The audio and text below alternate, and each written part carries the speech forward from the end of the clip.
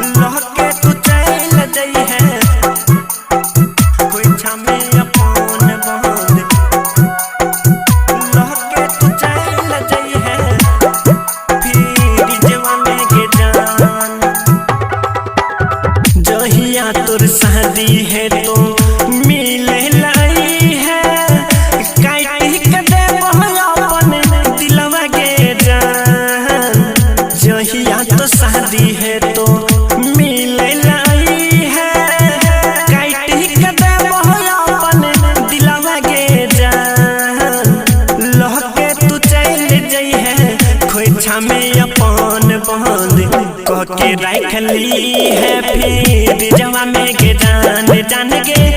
लहके तू चल जाई है खोइछा में अपन बंद कह के रख ली है फिर जवा में के जान जहिया तोर शादी है तो मिले लाई है काटी के देबो अपन दिलवा के जान जहिया तोर शादी है तो मिले लाई है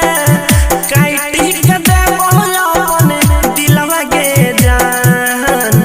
लहके तू चल जाई है खोइछा में अपन बंद कह के रख ली है फिर जवा में के जान जान के लहके तू चल जाई है खोइछा में अपन बंद कह के रख ली है फिर जवा में के जान लहके तू चल जाई है खोइछा में अपन बंद लहके तू चल जाई है फिर जवा में के जान बाबू सोना कहे रही कर रही प्यार के गिरा दिल किया सबके नजरवा में के जान बाबू सोना कहे रही कर रही प्यार के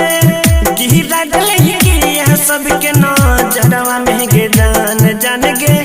लहके तू चल जाई है खोइछा में अपन बंद कह के रख ली है फिर जवा में के जान जान के लहके तू चल जाई है खोइछा में अपन बंद कह के रख ली है फिर जवा में के जान लहके तू चल जाई है खोइछा में अपन बंद लहके तू चल जाई है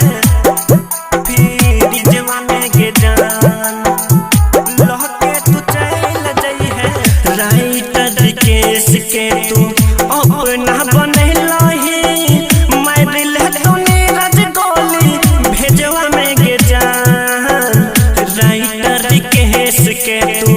अपना बनैलही मार ले तू नीरज गोली भेजवा में के जान लहके तू चल जाई है खोइछा में अपन बंद कह के रख ली है फिर जवा में के जान जान के